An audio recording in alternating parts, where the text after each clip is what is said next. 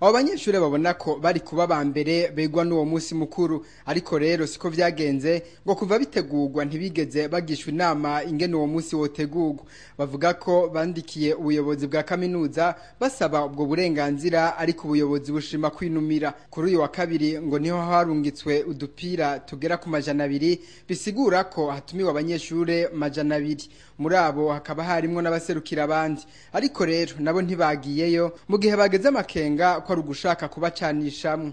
Bo nyene ubwabo mu gutumira nta butumire batanze, kiretse gusa ko batanze udupira ku munota wa nyuma bakavuga bati uzoba yambaye ako gapira nikome ubutumire. Iyo myaka 50 abo banyeshure babona ko ishitse, kaminuza iri mu ngorane nyinshi, aho abanyeshure bamwe bari muri yegeregere, abandi biyandikishije kera n'ubu bataratangura ivyigwa vyabo.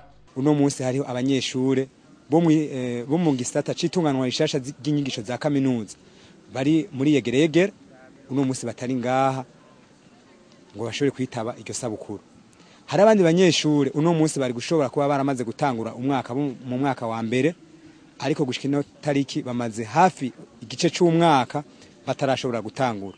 Uno munsi hariho amazu ya kaminuza, ngira ngo namwe nivyo mwibonera, nta kintu na kimwe bateguye cerekana yuko tuko turahimbaza uwo munsi.